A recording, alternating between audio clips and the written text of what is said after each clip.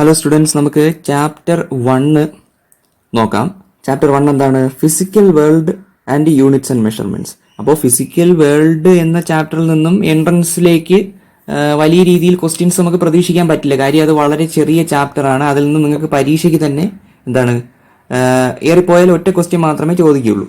അപ്പോൾ നോക്കൂ, നമ്മൾ മെയിനായിട്ട് നോക്കുന്നത് യൂണിറ്റ്സ് ആൻഡ് മെഷർമെന്റ്സ് എന്നുള്ള ചാപ്റ്റർ ആണ്. അതായത് നിങ്ങളുടെ NCERT പാഠപുസ്തകത്തിലെ സെക്കൻഡ് ചാപ്റ്റർ ആണ്. ഓക്കെ, അപ്പോൾ നമ്മളുടെ ഫസ്റ്റ് ചാപ്റ്റർ എന്ന് പറഞ്ഞാൽ എന്താണ്? ഫിസിക്കൽ വേൾഡും യൂണിറ്റ്സ് ആൻഡ് മെഷർമെന്റ്സും ചേർന്നിട്ടുള്ളതാണ്. അപ്പോൾ നോക്കൂ, അതുമായിട്ട് ബന്ധപ്പെട്ട 2 PDF നിങ്ങൾക്ക് ലഭിച്ചിട്ടുണ്ടെന്ന് ഞാൻ വിശ്വസിക്കുകയാണ്.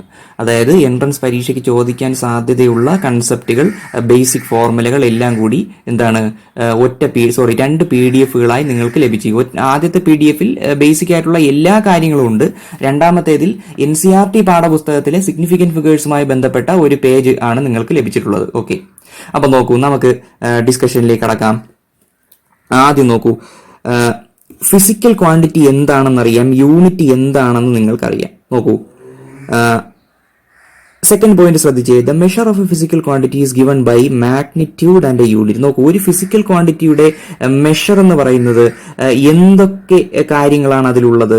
ഒരു മാഗ്നിറ്റ്യൂഡ് ഉണ്ടാവും, യൂണിറ്റ് ഉണ്ടാവും. ഫോർ എക്സാമ്പിൾ, 1 കിലോഗ്രാം പഞ്ചസാര എന്ന് പറഞ്ഞാൽ അതിന്റെ ഫിസിക്കൽ ക്വാണ്ടിറ്റിയുടെ മെഷർ എന്ന് പറഞ്ഞാൽ അതിൽ മാഗ്നിറ്റ്യൂഡ് ഉണ്ട്. 1 എന്ന മാഗ്നിറ്റ്യൂഡും ഉണ്ട്, കിലോഗ്രാം എന്ന യൂണിറ്റും ഉണ്ട്. ഓക്കെ, അപ്പൊ നോക്കിയേ, ഈ പറയുന്നത് ശ്രദ്ധിക്കൂ. The unit u is inversely proportional to the magnitude n. അതായത് യൂണിറ്റ് എന്നത് മാഗ്നിറ്റ്യൂഡിന് ഇൻവേഴ്സ്ലി പ്രൊപ്പോർഷണൽ ആയിരിക്കും. അപ്പൊ നോക്കൂ, യൂണിറ്റ് എന്ന യു ഇപ്പൊ കിലോഗ്രാം ആണ്. It is inversely proportional to the magnitude n. ഇപ്പൊ 1 അല്ലെങ്കിൽ മാഗ്നിറ്റ്യൂഡ് എത്രയാണോ എന്നതിന് ഇൻവേഴ്സ്ലി പ്രൊപ്പോർഷണൽ ആയിരിക്കും. അപ്പൊ നോക്കിക്കേ, വളരെ വളരെ പ്രധാനപ്പെട്ട കാര്യമാണ്. If N1 and N2 are the magnitudes and U1 and U2 are the corresponding units of a physical quantity എങ്കിൽ ഈ റിലേഷൻ സാറ്റിസ്ഫൈ ചെയ്യപ്പെടും. അതായത് ഒരു സിസ്റ്റത്തിലെ യൂണിറ്റ് U1ഉം അതിലെ മാഗ്നിറ്റ്യൂഡ് N1 ആണ് എങ്കിൽ, അടുത്ത സിസ്റ്റത്തിലെ യൂണിറ്റ് U2 മാഗ്നിറ്റ്യൂഡ് N2 ആണെങ്കിൽ N1 U1 = N2 U2. ഇത് വളരെ ഡീറ്റെയിൽഡ് ആയിട്ട് നമുക്ക് ഇനി വരുന്ന ഒരു ടോപ്പിക്കായിട്ട് നമുക്ക് എന്ത് ചെയ്യാം, ഇത് പഠിക്കാവുന്നതാണ്. ഇതുമായിട്ട് ബേസ് ചെയ്ത വളരെ വളരെ പ്രധാനപ്പെട്ട ഒരു ക്വസ്റ്റ്യനും നിങ്ങൾക്കുണ്ട്, അതും നമുക്ക് ചെയ്യാം. ഓക്കെ, അപ്പൊ നോക്കൂ, ബാക്കി കാര്യങ്ങൾ നിങ്ങൾക്ക് വായിക്കാം. ഇതൊക്കെ വളരെ സിമ്പിൾ ആണ്. എന്താണ് fundamental physical quantity, supplementary physical ക്വാണ്ടിറ്റികൾ, ഡിറൈവ്ഡ് യൂണിറ്റുകൾ എന്താണ്, ഇതെല്ലാം നിങ്ങൾ ഒരുപാട് തവണ സ്കൂൾ ക്ലാസ്സുകളിൽ കേട്ട് പരിചയിച്ച് പഴകിയതാണ്. ഓക്കെ, അപ്പൊ നോക്കൂ, സിസ്റ്റം ഓഫ് യൂണിറ്റ്സ് എന്താണെന്ന് നിങ്ങൾക്കറിയാം. CGSE, FPSC, MKSE, MKSA, MKSC. അതുപോലെ ഇപ്പോൾ നമ്മൾ ഉപയോഗിക്കുന്ന SI unit, system international unit അല്ലെങ്കിൽ ഇന്റർനാഷണൽ സിസ്റ്റം ഓഫ് യൂണിറ്റ്സ്. അതിൽ 7 ഫണ്ടമെന്റൽ ക്വാണ്ടിറ്റികൾ. നോക്കൂ, സപ്ലിമെന്ററി ക്വാണ്ടിറ്റികൾ എത്ര ഉണ്ട്? പ്ലെയിൻ ആംഗിൾ, സോളിഡ് ആംഗിൾ 2 അതിന്റെ യൂണിറ്റ്, സിമ്പൽ എല്ലാം നിങ്ങൾക്ക് അറിയാവുന്നതാണ്. ഓക്കെ, അപ്പോൾ അതിനെപ്പറ്റി കൂടുതൽ ഡിസ്കഷന്റെ ആവശ്യമില്ല. അത് എന്ത് ചെയ്യുക, നിങ്ങൾ PDF-ൽ നിന്ന് വായിച്ച് മനസ്സിലാക്കുക. ഓക്കെ, അപ്പോൾ നോക്കൂ, ഇനി ചില സ്പെഷ്യൽ യൂണിറ്റ്സ് ഓഫ് ടൈമിനെ പറ്റി പറഞ്ഞിട്ടുണ്ട്, അത് നോക്കുക. Some other units, special units, അത് നോക്കുക. എന്താണ്? Atmosphere, bar, torr, AMU, horsepower, Chandrasekhar limit മുതലായ കാര്യങ്ങൾ. ഓക്കെ, നോക്കിക്കേ, ഡയമെൻഷൻസ് ആൻഡ് ഡയമെൻഷണൽ ഫോർമുല വളരെ വളരെ പ്രധാനപ്പെട്ട ഒരു സെക്ഷനാണ്.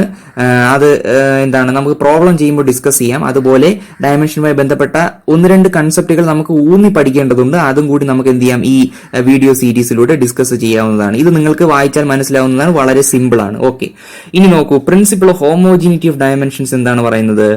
X എന്നൊരു ക്വാണ്ടിറ്റി എയും ബി എന്ന ക്വാണ്ടിറ്റിയുമായി റിലേറ്റ് ചെയ്തിരിക്കുന്നത് എങ്ങനെയാണ്? X = A+B. നോക്കൂ, ഇപ്പോ പ്രിൻസിപ്പിൾ ഹോമോജിനിറ്റി ഓഫ് ഡയമെൻഷൻസ് പറയുന്നത് എന്താണ്? നിങ്ങൾക്ക് ആഡ് ചെയ്യാനും സബ്ട്രാക്ട് ചെയ്യാനും പറ്റുന്നത് ഒരേ ഡയമെൻഷനുകളുള്ള ക്വാണ്ടിറ്റികളെ മാത്രമേ പറ്റുകയുള്ളൂ എന്നാണ് പറയുന്നത്. നോക്കൂ, വായിച്ചു നോക്കൂ. The quantities having same dimensions only can be added or subtracted or equated. അപ്പൊ നോക്കൂ, ഇവിടെ എയും ബിയും എക്സും ഉണ്ട്. അപ്പോൾ ഈ 3 എണ്ണത്തിന്റെയും ഡയമെൻഷനുകൾ സെയിം ആയിരിക്കും. ഫോർ എക്സാമ്പിൾ, എക്സ് എന്നത് ഡിസ്പ്ലേസ്മെന്റ് ആണ് എങ്കിൽ എയും ബിയും ഉറപ്പായും ഡിസ്പ്ലേസ്മെന്റുകൾ ആയിരിക്കും. കാരണം എന്താണ്? ഈ ഇക്വേഷൻ ഡയമെൻഷണലി കറക്റ്റ് ആണ് എന്ന് നമ്മൾ പറയുന്നത് കൊണ്ട്. ഓക്കെ, നോക്കൂ, അടുത്ത പ്രാക്ടിക്കൽ യൂണിറ്റുകളെ പറ്റി പറയുന്നുണ്ട്, അതും ഒന്ന് വായിച്ചേക്കുക. തൊട്ടടുത്ത പേജിലേക്ക് വരുന്നു. തൊട്ടടുത്ത പേജിൽ എന്താണ് പറഞ്ഞിട്ടുള്ളത്? തൊട്ടടുത്ത പേജിൽ ഒരുപാട് ഫിസിക്കൽ ക്വാണ്ടിറ്റികൾ കൊടുത്തിട്ടുണ്ട്. ഫിസിക്കൽ ക്വാണ്ടിറ്റികൾ ഉണ്ട്. അവയുടെ ഫോർമുലകളുണ്ട്, ഡയമെൻഷണൽ ഫോർമുലകളുണ്ട്, യൂണിറ്റുകളുണ്ട്. ഇത് നിങ്ങൾ മനസ്സിലാക്കേണ്ട ഒരു വസ്തുത എന്ന് പറഞ്ഞാൽ വളരെ വളരെ ചെറിയ ക്വസ്റ്റ്യൻസ് ആയി വരും, എന്നാൽ ചിലപ്പോൾ നമുക്ക് തെറ്റിപ്പോകാനുള്ള സാധ്യതകളുണ്ട്. അപ്പോൾ നിങ്ങൾ ഏകദേശം എന്ത് ചെയ്യുക, ഈ തന്നിരിക്കുന്ന ഫിസിക്കൽ ക്വാണ്ടിറ്റികളെല്ലാം മനസ്സിലാക്കുക, അവയുടെ ഡയമെൻഷനുകൾ നോക്കൂ, ഈ ഫോർമുലയിൽ നിന്ന് എഴുതി ശീലിക്കുക. ഡയമെൻഷനുകൾ ഒരിക്കലും കാണാതെ പഠിക്കരുത്. വളരെ പ്രസക്തമായ അല്ലെങ്കിൽ വളരെ വളരെ പ്രധാനപ്പെട്ട ഡയമെൻഷനുകൾ മാത്രം പറ്റുമെങ്കിൽ കാണാതെ പഠിക്കുക. യൂഷ്വലായി പരീക്ഷയ്ക്ക് ചോദിച്ച് കണ്ടിട്ടുള്ള ചില ക്വസ്റ്റ്യൻസ്, കാര്യം നമുക്ക് സമയം ലാഭിക്കുവാൻ വേണ്ടി അത് നല്ലതായിരിക്കും, എന്നാലും ഡയമെൻഷനുകൾ കാണാതെ പഠിക്കാതിരിക്കുന്നതാണ് നല്ലത്. കാര്യം നിങ്ങൾക്ക് ഒറിജിനലായ ഫോർമുലയിൽ നിന്നും, അതായത് ഫണ്ടമെന്റലായ ക്വാണ്ടിറ്റികളിൽ നിന്നും ഡയമെൻഷനുകൾ എഴുതി ശീലിക്കുന്നതാണ് വളരെ ഉത്തമം. അതുതന്നെയാണ് നമുക്ക് കൺഫ്യൂഷൻ ഇല്ലാതെ ഇരിക്കാനും തെറ്റുകൾ വരാതെ ഇരിക്കാനും സഹായിക്കുന്നത്. ഓക്കെ, അപ്പോൾ ബാക്കി നമുക്ക് അടുത്ത വീഡിയോയിൽ നോക്കാം. ഓക്കെ കുട്ടികളെ, അടുത്തത് പരീക്ഷയ്ക്ക് ചോദിക്കാൻ സാധ്യതയുള്ള വളരെ പ്രധാനപ്പെട്ട ഒരു ക്വസ്റ്റ്യൻ പാറ്റേണിലേക്കാണ് നമ്മൾ പോകുന്നത്. Quantities having the same dimensions. അതായത് ഇപ്പോൾ പരീക്ഷയ്ക്ക് ചോദിക്കുകയാണ്, which of the following pairs of quantities have the same dimensions. അപ്പോൾ നിങ്ങൾക്ക് ഓപ്ഷനുകൾ ഒരുപാട് തരുന്നു. അപ്പോൾ നിങ്ങൾ കണ്ടുപിടിക്കേണ്ട എന്താണ്, ഈ ഓപ്ഷനുകളിൽ ഓരോ ഓപ്ഷനിലും 2 ക്വാണ്ടിറ്റികളുണ്ട്. അതിൽ ഏത് പെയറിനാണ് ഒരേ ഡയമെൻഷനുകൾ ഉള്ളത് എന്നത് വളരെ വളരെ ഇമ്പോർട്ടന്റ് ആയ ഒരു ക്വസ്റ്റ്യൻ പാറ്റേൺ ആണ്. നിങ്ങൾ എന്ത് ചെയ്യുക, ഈ ബോക്സ് നന്നായി ഒന്ന് പഠിക്കുക. നോക്കൂ, ഡിസ്പ്ലേസ്മെന്റിനും വേവ് ലെങ്തിനും ഒരേ ഡയമെൻഷനാണ്. അതുപോലെ സ്പീഡിന്, വെലോസിറ്റിക്ക്, നോക്കൂ, മൊമെന്റത്തിനും ഇമ്പൾസിനും ഒരേ ഡയമെൻഷനാണ്. ഫോഴ്സ്, ത്രസ്റ്റ്, ടെൻഷൻ, വെയിറ്റ്, ഇതിനെല്ലാം നോക്കൂ, ml(T⁻²) ആണ് ഡയമെൻഷൻ. ത്രസ്റ്റ് പെർപെൻഡിക്കുലർ ഫോഴ്സ് ആണ്. നിങ്ങൾക്കറിയാം, നമ്മൾ ഇനി വരാൻ പോകുന്ന, മുൻപേ പഠിച്ചിട്ടുള്ളതാണ്, നമ്മൾ ഇനി വരാൻ പോകുന്ന ചാപ്റ്ററിൽ ത്രസ്റ്റിനെ ബേസ് ചെയ്തിട്ടുള്ള വളരെ വളരെ ഇമ്പോർട്ടന്റ് ആയിട്ടുള്ള ക്വസ്റ്റ്യൻസ് ഉണ്ട്. വരാൻ പോകുന്ന ചാപ്റ്റർ എന്ന് പറഞ്ഞാൽ, for example mechanical properties of fluids എന്നുള്ള ചാപ്റ്ററിൽ ഇതിന്റെ ബേസിസിലുള്ള ക്വസ്റ്റ്യനുകളുണ്ട്.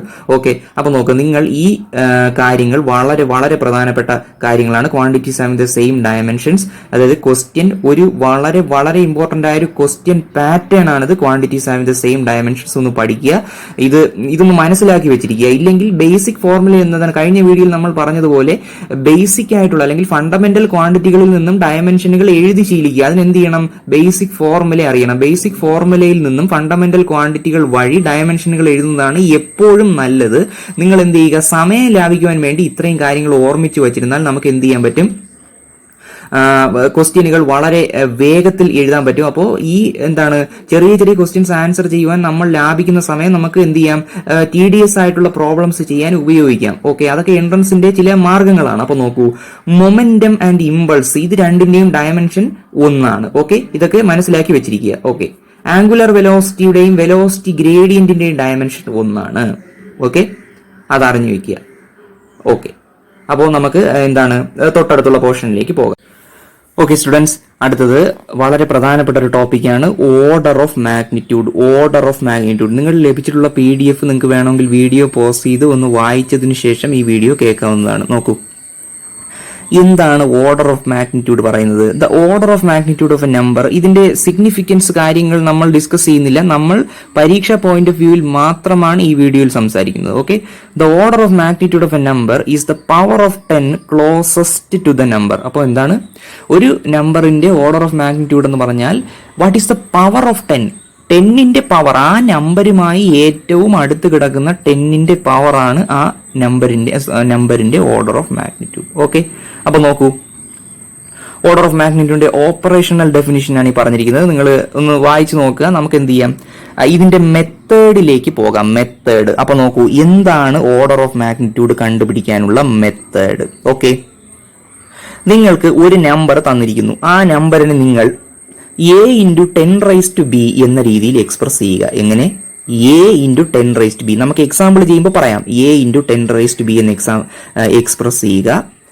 a എന്നാൽ 1നും 10നും ഇടയിലുള്ള ഒരു നമ്പർ ആയിരിക്കണം. 10 ആകാൻ പാടില്ല, 1 ആകാം. 1നും 10നും ഇടയിലുള്ള നമ്പറാണ്. 1 ആകാം, പക്ഷെ 10 ആകാൻ പാടില്ല. ഓക്കെ, അപ്പോൾ 1 മുതൽ 9 വരെയുള്ള നമ്പറുകളാക്കി നിങ്ങൾക്ക് എന്ത് ചെയ്യാം, 9 പോയിന്റ് എന്ന് എഴുതാം, പക്ഷെ 10 എഴുതാൻ പാടില്ല. ഓക്കെ, നോക്കൂ, b ഒരു പോസിറ്റീവ് നമ്പർ അല്ലെങ്കിൽ നെഗറ്റീവ് നമ്പറും ആകാം. ഇവിടെ b പോസിറ്റീവോ നെഗറ്റീവോ ആകാം. ഓക്കെ, അപ്പൊ a പോസിറ്റീവ് ആണ്.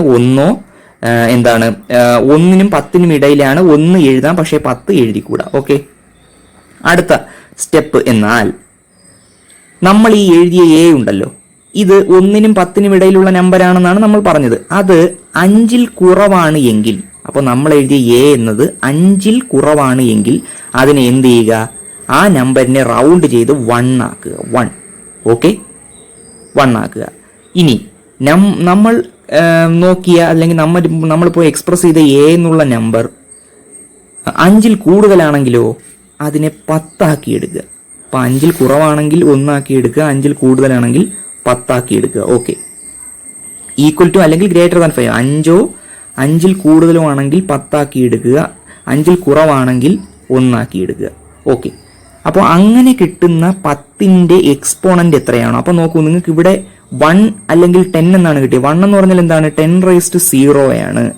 അപ്പോൾ നോക്കൂ, ഈ നമ്മളിപ്പോൾ ഉദാഹരണത്തിന് നമുക്ക് കിട്ടിയ നമ്പർ 5നേക്കാൾ കുറവായിരിക്കട്ടെ, അപ്പോൾ ഇവിടെ 1 ആയി നമ്മൾ എടുത്തു. അപ്പോൾ ആ 1നെ നിങ്ങൾക്ക് 10⁻0 എന്ന് എഴുതാം. എന്നിട്ട് നിങ്ങൾ നോക്കൂ, ആ 10ന്റെ എക്സ്പോണന്റുകൾ കൂട്ടൂ. ഏതൊക്കെയാണ് എക്സ്പോണന്റ്? 0യും ബിയും. അപ്പോൾ 0 + ബി ആണ് ഓർഡർ ഓഫ് മാഗ്നിറ്റ്യൂഡ് അവിടത്തെ. ഇനി ഇത് 5നേക്കാൾ കൂടുതലായിരിക്കട്ടെ, അപ്പോൾ നിങ്ങൾ ഈ നമ്പറിനെ 10 ആക്കിയാണ് എടുക്കുന്നത്. അപ്പോൾ നോക്കൂ, 10 എന്ന് പറഞ്ഞാൽ എന്താണ്, 10⁻1 ആണ്. അപ്പോൾ ഓർഡർ ഓഫ് മാഗ്നിറ്റ്യൂഡ് നോക്കൂ, 10ന്റെ എക്സ്പോണന്റിൽ കൂട്ടുക 1 + ബി. ഓക്കെ, അപ്പോൾ ഇത് ജസ്റ്റ് ഒന്ന് പറഞ്ഞതേ ഉള്ളൂ. നമുക്ക് ക്വസ്റ്റ്യൻ ചെയ്യുമ്പോൾ എന്ത് ചെയ്യാം, കൂടുതലായി നോക്കാം. ഫോർ എക്സാമ്പിൾ, നിങ്ങൾക്ക് ലഭിക്കുന്ന നമ്പർ 0.005 ആണെന്ന് വിചാരിക്കാം. ഓക്കെ, അപ്പോൾ നോക്കൂ, നിങ്ങൾ അതിനെ ഇങ്ങനെ എക്സ്പ്രസ് ചെയ്ത് എങ്ങനെ, a × 10⁻b എന്നുള്ള രീതിയിൽ. അപ്പോൾ എന്താണ്, 5 × 10⁻3. ഓക്കെ, ഇനി നോക്കൂ, നമ്മളുടെ ഡെഫിനിഷൻ അനുസരിച്ച്, നമ്മളുടെ സ്റ്റെപ്പ് അനുസരിച്ച് നോക്കൂ, ഈ 5നെ എന്താക്കുക, 5ഓ 5ൽ കൂടുതലോ ആയാൽ അതിനെ 10 ആക്കി എടുക്കണമെന്നാണ് നമ്മൾ പറഞ്ഞത്. ഓക്കെ, 10. ഇനി 10ന്റെ എക്സ്പോണന്റുകൾ ഏതാണ്? ഇവിടെ നോക്കൂ, ഇവിടെ 10⁻1, ഇവിടെ 10⁻3. അപ്പോൾ 1 + -3, അതായത് 1 - 3 -2 ആണ് ഓർഡർ ഓഫ് മാഗ്നിറ്റ്യൂഡ്. നോക്കൂ, മനസ്സിലായില്ലേ? ഇനി അടുത്ത നമ്പർ 0.049 എന്നുള്ള നമ്പറിനെ, അതിനെ നിങ്ങൾ ഇങ്ങനെ എഴുതുന്നു, 4.9 × 10⁻². നോക്കിക്കേ, ഇത് 5ൽ കുറവല്ലേ? 5ഓ 5ൽ കൂടുതലോ ആണെങ്കിൽ 10. എന്നാൽ 5ൽ കുറവാണെങ്കിലോ അടുത്ത സ്റ്റെപ്പിൽ നിങ്ങൾ അതിനെ 1 ആക്കി എടുക്കുക. 1 എന്ന് പറഞ്ഞാൽ 10⁻0 ആണ്. നിങ്ങൾ അതിനെക്കുറിച്ച് ബോധർ ചെയ്യേണ്ട, നിങ്ങൾ 10ന്റെ എക്സ്പോണന്റ് മാത്രം നോക്കിയാൽ മതി. 10ന്റെ എക്സ്പോണന്റ് ആരാണ്? ഇവിടെ വേറൊരു 10 ഇല്ല. അപ്പോൾ ഇവിടെ 10ന്റെ എക്സ്പോണന്റ് ഏതാണ്? -2 ആണ്. പവർ -2 ആണ്. അപ്പോൾ ഓർഡർ ഓഫ് മാഗ്നിറ്റ്യൂഡ് എത്ര? -2 ആണ്. ഓക്കെ, ഒരു എക്സാമ്പിളും കൂടി പറയാം. 0.05, അതിന് നിങ്ങൾക്ക് 5 × 10⁻² എന്ന് എഴുതാം. ഇത് 5 അല്ലേ? 5 ആയതുകൊണ്ട് അടുത്ത സ്റ്റെപ്പിൽ ഇതിന് 10 ആക്കി എടുക്കുന്നു. ഇത് 10⁻². അതുപോലെ തന്നെ എക്സ്പോണന്റുകൾ കൂട്ടൂ. ഇവിടെ 1, 1 + -2, 10⁻1. Order of magnitude -1. ഓക്കെ, സംശയമൊന്നുമില്ലല്ലോ. ഇനി ഒരു എക്സാമ്പിൾ നോക്കാം. 0.5. 0.5നെ നിങ്ങൾക്ക് 5 × 10⁻1 എന്ന് എഴുതാം. 5 ആയതുകൊണ്ട് 10 ആക്കുന്നു. 10⁻1 ഇവിടെ ഉണ്ട്. അപ്പോൾ -1 + 1 0. Order of magnitude 0. അപ്പോൾ ഇതുപോലെ ഒരുപാട് നമ്പറുകൾ ഇതിനകത്തുണ്ട്. തൊട്ടടുത്തുള്ള PDF-ലെ ആ പേജിൽ നിങ്ങൾക്ക് കാണാൻ സാധിക്കും. എന്ത് ചെയ്യുക, നിങ്ങൾ എല്ലാം പറ്റുമെങ്കിൽ ചെയ്തു നോക്കുക. ബേസിക് ആയിട്ടുള്ള ഐഡിയ മനസ്സിലാക്കിയാൽ ഇതുപോലുള്ള ഏത് ക്വസ്റ്റ്യൻ വന്നാലും നിങ്ങൾക്ക് നിമിഷങ്ങൾക്കകം അതിന്റെ ഓർഡർ ഓഫ് മാഗ്നിറ്റ്യൂഡ് കണ്ടുപിടിക്കാൻ കഴിയും. Thank you. ഓക്കെ, അടുത്തത് വളരെ പ്രധാനപ്പെട്ട മറ്റൊരു പോർഷനാണ് സിഗ്നിഫിക്കന്റ് ഫിഗേഴ്സ് കണ്ടുപിടിക്കുന്ന ക്വസ്റ്റ്യൻസ്. ഓക്കെ, അപ്പൊ നോക്കൂ, അതിന് നമുക്ക് സിഗ്നിഫിക്കന്റ് ഫിഗേഴ്സ് മനസ്സിലാക്കാനുള്ള റൂളുകൾ പഠിക്കണം.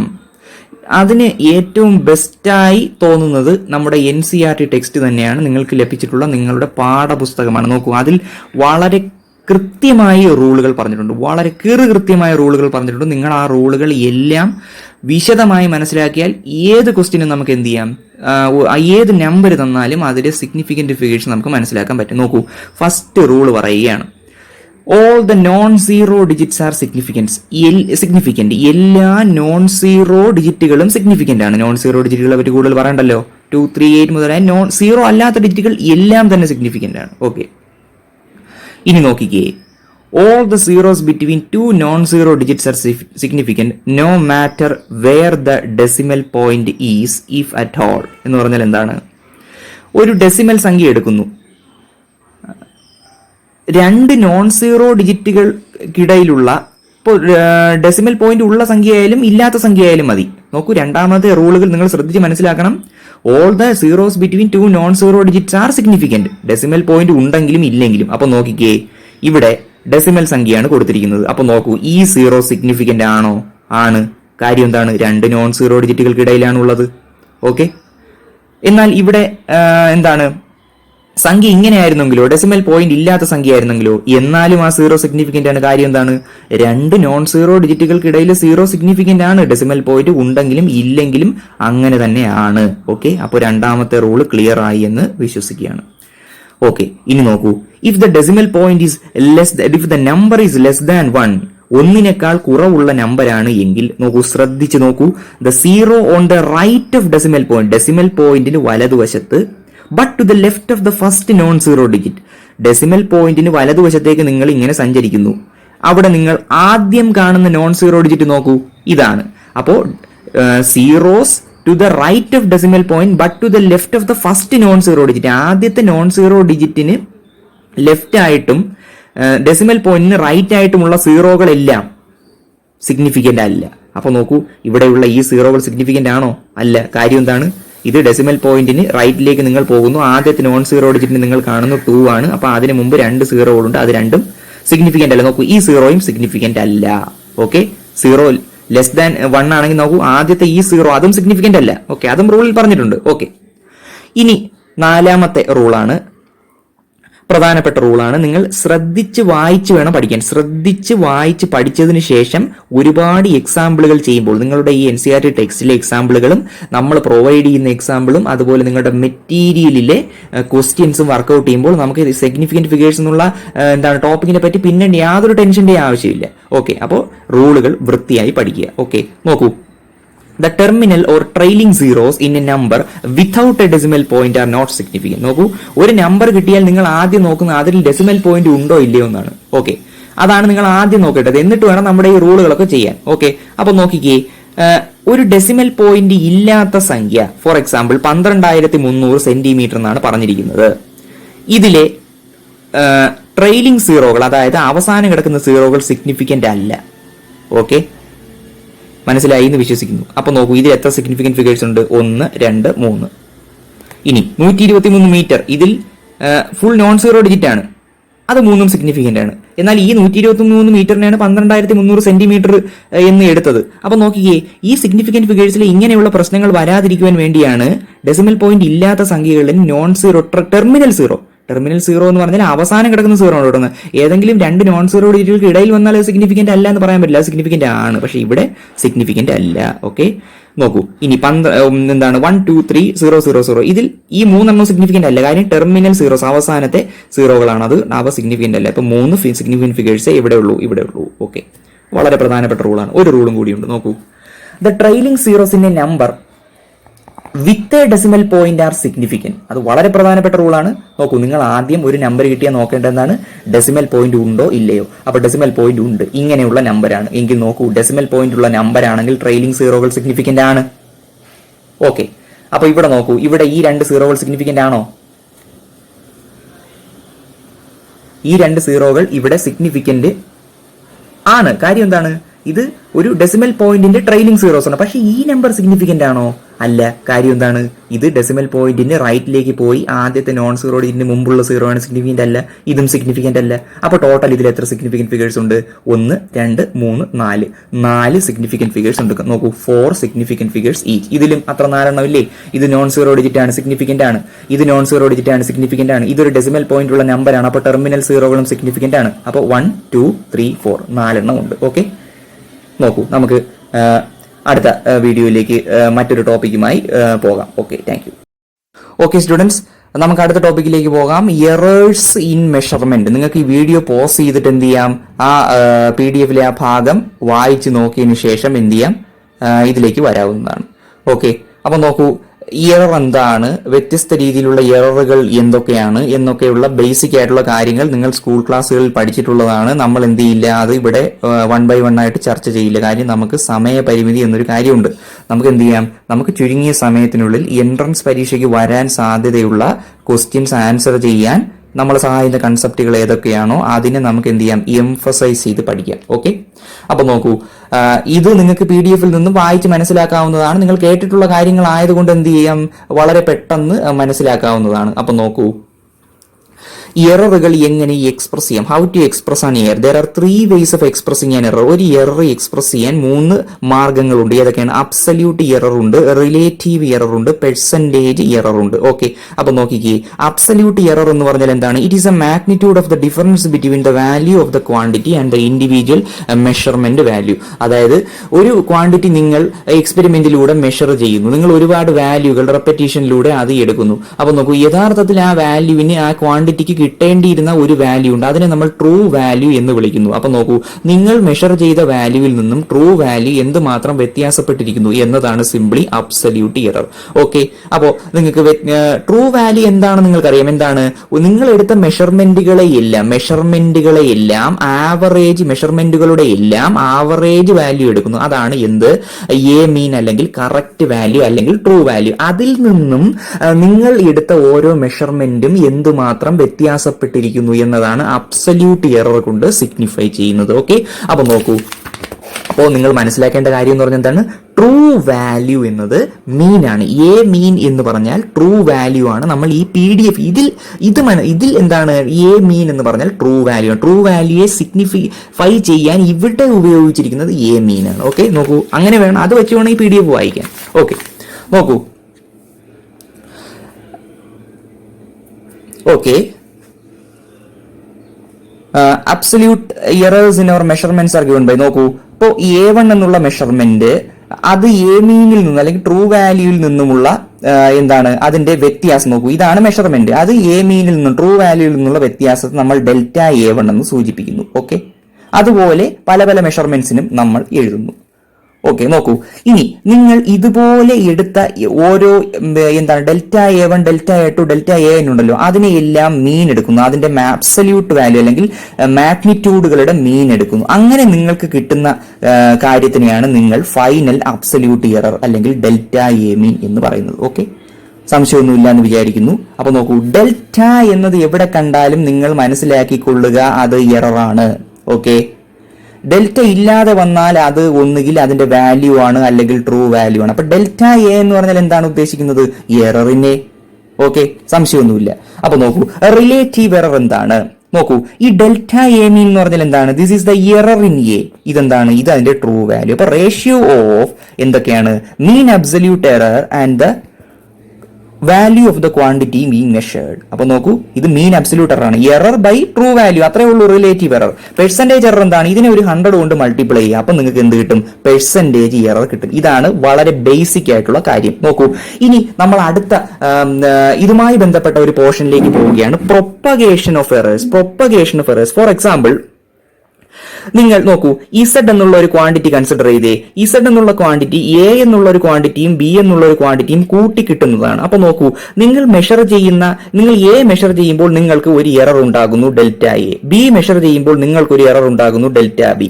അപ്പോൾ രണ്ടും കൂടി കൂട്ടുമ്പോൾ ഇവയിലുള്ള എററുകൾ എവിടെ പ്രതിഫലിക്കും? ഈ ഇസഡ് എന്നുള്ള ക്വാണ്ടിറ്റിയിൽ പ്രതിഫലിക്കും. അപ്പൊ ഇസഡിൽ എന്തുണ്ടാവും? ഡെൽറ്റ ഇസഡ് എന്നുള്ള എറർ ഉണ്ടാകും. ആ എറർ എന്ന് പറഞ്ഞാൽ എയിലെ എററും ബിയിലെ എററുമായി എങ്ങനെ ബന്ധപ്പെട്ടിരിക്കുന്നു? മനസ്സിലായി എന്ന് ഞാൻ വിശ്വസിക്കുകയാണ്.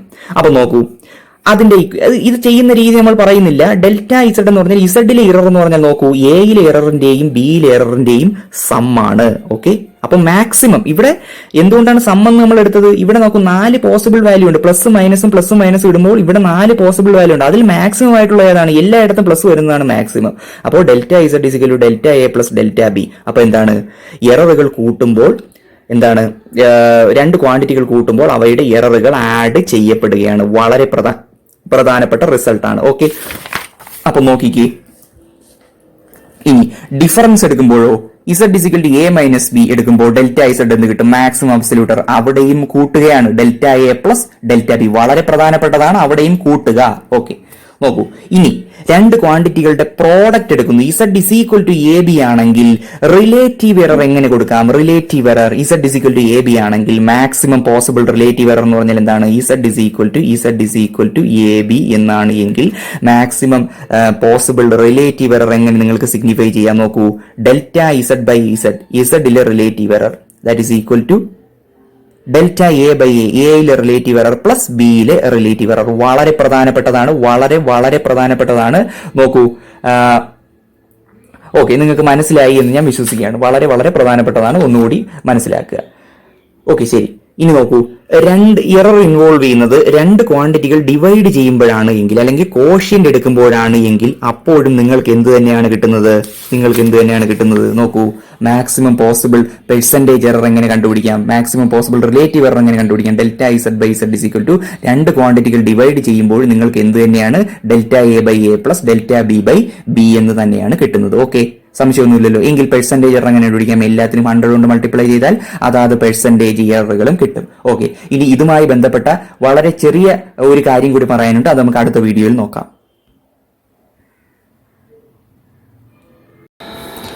ഓക്കെ സ്റ്റുഡൻസ്, അടുത്തതായിട്ട് നമുക്ക് പറയാനുള്ളത്, രണ്ട് ക്വാണ്ടിറ്റികളുടെ പവറുകളുടെ പ്രോഡക്റ്റ് ആണ് നമുക്കുള്ളത് എങ്കിൽ മാക്സിമം പോസിബിൾ റിലേറ്റീവ് എറർ അല്ലെങ്കിൽ പെർസെന്റേജ് എറർ എങ്ങനെ കണ്ടുപിടിക്കും എന്നുള്ളതാണ്. അപ്പൊ നോക്കൂ, ഇസഡ് എന്നുള്ള നമ്മുടെ quantity that is equal to A raise to N into B raise to M ആണ് എങ്കിൽ മാക്സിമം പോസിബിൾ റിലേറ്റീവ് എറർ കണ്ടുപിടിക്കാനുള്ള ഫോർമുലയാണ് ദാ ഇവിടെ പറയുന്നത്. എന്താണ്? Delta Z by Z is equal to N into delta A by A plus M into delta B by B. N എന്താണ്? N എയുടെ പവറാണ്, എം ബിയുടെ പവറാണ്. Okay, N into delta A by A plus M into delta B by B. ഇത് വളരെ പ്രധാനപ്പെട്ടതാണ്. Okay, അപ്പൊ നോക്കിക്കേ, ഇനി നോക്കൂ, ഈ പ്രോഡക്റ്റുകൾ ഡിവൈഡ് ചെയ്യുകയാണെങ്കിലോ Z is equal to A raise to N by B raise to M അങ്ങനെ ചെയ്യുകയാണെങ്കിൽ മാക്സിമം പോസിബിൾ റിലേറ്റീവ് എററിന്റെ ഇക്വേഷൻ എന്താണ്? ഇത് തന്നെയാണ്. അതേ മേൽ പറഞ്ഞ അതേ ഇക്വേഷനാണ് delta Z by Z is equal to N into delta A by A plus M into delta B by B. ഇത് മറക്കരുത്. എന്താണ്, നമ്മുടെ മെറ്റീരിയലിലെ ഒരുപാട് ക്വസ്റ്റ്യൻസ് നമുക്ക് ഈ രീതിയിൽ ചെയ്യേണ്ടതായിട്ടുണ്ട്. ഇവിടെ എന്താണ്, തെറ്റുകൾ വരാൻ പറ്റുന്ന ഒരു ക്വസ്റ്റ്യൻ ആണ് അല്ലെങ്കിൽ രീതിയാണ്. കാര്യം എന്താണ്, നമ്മൾ സ്വാഭാവികമായി നമുക്ക് തരുന്ന എന്താണ്, പെർസെന്റേജ് എറർ അല്ലെങ്കിൽ റിലേറ്റീവ് എറർ നമുക്ക് തരുന്നു. നമ്മൾ എന്ത് ചെയ്യും? എക്സ്പോണന്റ് ശ്രദ്ധിക്കാതെ എന്ത് ചെയ്യും? അത് മാത്രം കൂട്ടിവെക്കും. പക്ഷേ എക്സ്പോണന്റുകൾ മൾട്ടിപ്ലൈ ചെയ്തതിനു ശേഷം മാത്രമേ എന്ത് ചെയ്യാൻ പാടുള്ളൂ? നിങ്ങൾ ഇത് കൂട്ടാൻ പാടുള്ളൂ. ഓക്കെ, അപ്പൊ നോക്കൂ, ഇനി നമുക്ക് വളരെ ചെറിയ രണ്ട് കാര്യങ്ങളും കൂടി പറയാനുണ്ട്, അത് നമുക്ക് അടുത്ത വീഡിയോകളിൽ നോക്കാം. ഓക്കെ കുട്ടികളെ, നമുക്ക് അടുത്ത വളരെ പ്രധാനപ്പെട്ട ഒരു പോർഷനിലേക്കാണ് പോകുന്നത്. To convert a physical quantity from one system of units to another. എന്താണ് പറയാൻ പോകുന്നത്? ഒരു സിസ്റ്റം ഓഫ് യൂണിറ്റ്സിൽ നിന്ന് മറ്റൊരു സിസ്റ്റം ഓഫ് യൂണിറ്റ്സിലേക്ക് ഒരു ക്വാണ്ടിറ്റിയെ നമ്മൾ എന്ത് ചെയ്യാൻ പോവാണ്? കൺവേർട്ട് ചെയ്യുകയാണ്. അപ്പൊ നിങ്ങൾ മനസ്സിലാക്കേണ്ട കാര്യങ്ങൾ നമുക്ക് പറയാം. നോക്കൂ, consider a physical quantity whose dimensional formula is M raise to A L raise to B T raise to C. അപ്പൊ നോക്കൂ, നിങ്ങൾ ഒരു ഫിസിക്കൽ ക്വാണ്ടിറ്റി, ഫോർ എക്സാമ്പിൾ നിങ്ങൾ വർക്കിനെയാണ് അല്ലെങ്കിൽ എനർജിയെയാണ് നിങ്ങൾ ഒരു സിസ്റ്റത്തിൽ നിന്ന് മറ്റൊരു സിസ്റ്റത്തിലേക്ക് മാറ്റുകയാണെന്ന് വിചാരിക്കുക. എനർജിയുടെ ഡയമെൻഷൻ മാറുകയില്ല. കാര്യം അതിനകത്ത് എമ്മും എല്ലും ടിയുമാണുള്ളത്. ഓക്കെ, അത് ഏത് സിസ്റ്റത്തിലായാലും ശരി, ഡയമെൻഷന് വ്യത്യാസം വരികയില്ല. പിന്നെ എന്തിനാണ് വ്യത്യാസം വരുന്നത്? അത് നമുക്ക് നോക്കാം. നോക്കൂ, അതിന്റെ ന്യൂമറിക്കൽ വാല്യൂവിനാണ് മാറ്റം വരുന്നത്. എന്താണ്? Numerical value. ഡയമെൻഷന് മാറ്റം വരുന്നില്ല എന്ന് പറഞ്ഞാൽ എന്താണ്? എമ്മും എല്ലും ടിയും എന്നതല്ല ഉദ്ദേശിക്കുന്നത്. എന്താണ്? എ ബി സി എന്ന ഈ എക്സ്പോണന്റുകൾ എന്ത് ചെയ്യില്ല? മാറില്ല എന്നാണ്. അതായത് എത്ര എം ഉണ്ട്, അതായത് എമ്മിന്റെ പവർ, എം എന്തോ ആയിക്കോട്ടെ, എമ്മിന്റെ പവർ ഈ സിസ്റ്റത്തിൽ എ ആണെങ്കിൽ മറ്റേ സിസ്റ്റത്തിലും എ തന്നെയാണ്. ഓക്കെ, അപ്പൊ നോക്കൂ, ഇനി പറയേണ്ടത്, നമ്മൾ എന്താണ്, ഒരു സിസ്റ്റത്തിൽ നിന്ന് മറ്റൊരു സിസ്റ്റത്തിലേക്കല്ലേ മാറ്റുന്നത്. അപ്പോൾ ആദ്യത്തെ സിസ്റ്റത്തിൽ ഈ ഫിസിക്കൽ ക്വാണ്ടിറ്റിയെ നിങ്ങൾ എങ്ങനെ റെപ്രസെന്റ് ചെയ്യുന്നു എന്നതാണ് കാര്യം. അപ്പൊ നോക്കൂ, ആദ്യത്തെ സിസ്റ്റം നിങ്ങൾ അതിനെ ഫസ്റ്റ് സിസ്റ്റം എന്ന് വിളിച്ചാൽ അതിൽ നമ്മൾ എടുക്കുന്ന ഫിസിക്കൽ ക്വാണ്ടിറ്റി എങ്ങനെയാണ് റെപ്രസെന്റ് ചെയ്തിരിക്കുന്നത്? n1 into m1 raise to A l1 raise to B t1 raise to C. നോക്കൂ, ഇവിടെ m1 l1 t1 ആണ്. കാര്യം വ്യത്യാസം വരാം, മാസിന്റെ നിങ്ങൾ എടുക്കുന്ന യൂണിറ്റിന് വ്യത്യാസം വരാം. പക്ഷെ വ്യത്യാസം വരാത്തത് എന്താണ്? ഈ പവറുകൾക്കാണ്. എ ബി സി എന്ന ഈ പവറുകൾക്ക് വ്യത്യാസം വരുന്നില്ല. n1 എന്നാൽ എന്താണ്? നിങ്ങൾ എടുക്കുന്ന ഫിസിക്കൽ ക്വാണ്ടിറ്റിയുടെ ഫസ്റ്റ് സിസ്റ്റത്തിലെ മാഗ്നിറ്റ്യൂഡാണ് ഇത്. നോക്കൂ, അപ്പോൾ ഇതിനെ റെപ്രസെന്റ് ചെയ്യുന്നത് എങ്ങനെയാണ്? n1 into unit, magnitude into unit എന്നല്ലേ നമ്മൾ മുന്നേ ഒരു വീഡിയോയിൽ പറഞ്ഞതാണ്. അപ്പൊ n1 into m1 raise to A l1 raise to B t1 raise to C. അപ്പൊ നോക്കൂ, ഇനി സെക്കൻഡ് സിസ്റ്റത്തിൽ ഇതേ എന്താണ് ഫിസിക്കൽ ക്വാണ്ടിറ്റിയെ നിങ്ങൾ മാറ്റുന്നു. അപ്പൊ അതിന്റെ മാഗ്നിറ്റ്യൂഡ് നോക്കിക്കേ, അത് n2 ഇൻറ്റു നോക്കൂ n2 into m2 raise to a l2 raise to b t2 raise to c എന്നാണ്. അത് ശ്രദ്ധിക്കണം. എന്താണ് m2 raise to a l2 raise to b t2 raise to c. അപ്പോൾ അത് ഡയമെൻഷൻ ആണ്. നോക്കൂ, പവറുകൾ വ്യത്യാസപ്പെടുന്നില്ല. നിങ്ങൾ നോക്കൂ a b c നോക്കൂ, അതിലെ മാഗ്നിറ്റ്യൂഡ് എത്രയാണ്? n2 ആണ്. അപ്പോൾ നിങ്ങൾ നോക്കൂ, ഏത് സിസ്റ്റത്തിലായാലും ഈ ഫിസിക്കൽ ക്വാണ്ടിറ്റിയുടെ വാല്യൂവിന് വ്യത്യാസം വരുന്നില്ല. ഓക്കെ, നിങ്ങളിപ്പോ 1 കിലോ അരി എന്താണ് ഒരു സിസ്റ്റത്തിൽ അല്ലെങ്കിൽ SI സിസ്റ്റത്തിലെ 1 കിലോ അരി വാങ്ങുന്നതും അതുപോലെ മറ്റേതെങ്കിലും ഒരു സിസ്റ്റത്തിൽ ഇതിന് സമാനമായ ക്വാണ്ടിറ്റി വാങ്ങുകയാണെങ്കിൽ അതിന്റെ വാല്യൂവിന് വ്യത്യാസം വരുന്നില്ല.